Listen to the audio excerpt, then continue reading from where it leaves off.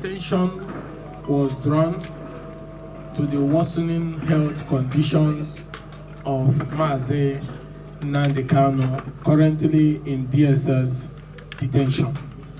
And the lawyers informed me that the health problems have been there for a long time, but it has gotten very bad. That Mazi Nnamdi Kanu is critically down, and he is not having access to the required medications and the medical attention that he deserves. And that necessitated me to call you gentlemen of the press today. As a human rights activist and advocate of justice, equity, and fairness, behoves on me, not just that, and also as the spokesperson of the opposition coalition in the country, to raise this alarm and call on President Muhammad Buhari, the President of the Federal Republic of Nigeria, in the interest of justice, in the interest of fairness, in the interest of equity, and in the interest of reconciliation, that the President should release Mazi Nnamdi Kanu from DSS illegal detention. This is long overdue, and it's important, apart from the judgment of the appeal court that sat in Abuja, there is also a judgment from the High Court in Umuahia. There is also a judgment from the Federal High Court in Umuahia. So even if you are appealing the judgment of the appeal court, which there is no superior court have overturned, there is also a judgment of the Federal High Court in Umuahia and the High Court in Umuahia that the federal government have not been able to overturn. So that means that the stay of Mazi Nnamdi Kanu in DSS detention is illegal. What the president is doing is illegal. And that's why we're saying, in the interest of that justice, equity, and fairness, and in view of the information I got yesterday that his health condition is going down, it will not even be in the interest of peace that Mazi Nnamdi Kanu dies in DSS detention or comes out of DSS later as a disfigured human being. We already know what he went through in Kenya when he was abducted and tortured, and the heart problems that came with that. So that's what we're saying. And also, by that decision by the United Nations, they have given Nigeria about 6 months or thereabout, which is expiring this month, for him to be released, that the federal government of Nigeria have no basis keeping Mazi Nnamdi Kanu in continued detention, and that Mazi Nnamdi Kanu should be released unconditionally now. Even members of the ruling party, like Wajikal, is even saying that he's willing to take him on bail.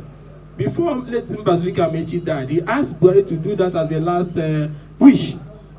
And let me say this, the security situation down here that we are now in the East is going down every day. There is so much confusion. There is killing and counter killing.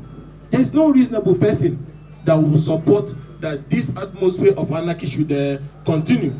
Now, as a first step towards finding peace in the East, you now release Mazi Nnamdi Kanu and then come back to the negotiation table. Because there's one thing you need to understand. There are things that led to this agitation, issues of justice, equity, and fairness, and the insecurity that came with the killings that happened in most of our farmland by the headers. Then the president can now address them. Because we addressed the Niger Delta problem when it happened and negotiated with them. The government also addressed the clash in the North Central with the farmers and the headers. The government is also addressing the Boko Haram issue, where they are even forgiving some of these terrorists and admitting them into positions of authority. So if we can do that even for terrorists. Now, human rights agitators, people who are agitating for fairness, equity, and justice, what is wrong in calling the young men in Igbo land to say, let us come to the table and address the things that led to this agitation, which boils down to justice, equity, and fairness. Unless you are saying that we in the East are not entitled to justice, equity, and fairness. But if we're entitled to justice, equity, and fairness, then release him so that tension can reduce now. And then we go to the table and find a middle ground, whether through restructuring or through issues. Because if you don't address these issues, it means that you don't care. It means that government is enjoying the killing and the counter-killing. All over this land, there is killing and counter-killings. Some are even by pro-government security outfits that is doing it. Like the ones that attacked me. They were government backed. So we cannot continue. Let some people are benefiting from this flow of blood, endless flow of blood in Imo, in Boni, in every part of the East. If not, if you're a human being that knows that when you die you'll be answerable to God, then it's time to apply the brake and then release him. Especially with this information I got yesterday that he's in a bad health condition. It will not be fair for peace and stability for us to wake up one morning and say he's no more. Especially when you are holding him illegal. It can lead to crisis of unimaginable proportion, and we do not want that. That is why I call the people to add my voice to say, please, in the interest of stability, that let us obey the judgment of the court. Let us respect the rule of law. Release Mazen Nnamdi Kanu and find a way to address his worsening health conditions so that these issues can be addressed. And then the agitations that led to this crisis addressed by the president now that he's leaving office. There was no basis for the trial. Even by the constitutional powers vested in the president, he has constitutional powers through the Attorney General to initiate discontinuance of the trial. So everything is on the table of the president. And we're not attacking the president. We're begging the president. We're begging President Muhammad Buhari. I said, Father of the nation, Commander-in-Chief, it's time to open the gates and let Mazen Nnamdi Kanu go home so that tension can reduce. And then we come back to the table because there's pending issues of justice, of equity, of fairness. We will want to be in a country where the heads of all the security agencies comes from a section of the country. We want to be in a position where key positions of government, NNPC, Federal Revenues, and so on and so forth are all coming from the north. It doesn't present you as a unifying leader.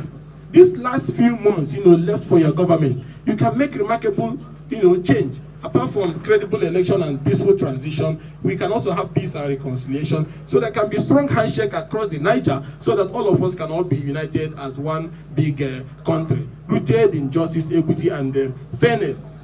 Now, it's also unfair. Just recently, we hear stories of the DSS trying to frame the central bank governor for terrorism. I say, why is it that all the time we from the south are attacked left, right, and center, even with things that are funny? Last time the CJN was removed on flimsy excuse, but the one that came after him led the Supreme Court into crisis to the extent of declaring somebody that came forth in an election first position. Nothing happened. And that's why we told the president and we begged and said, there is no basis to say our brother Godwin Emefiele is a terrorist.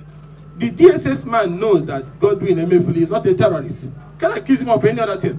But if you want his seat, there's many other ways you can go after his seat.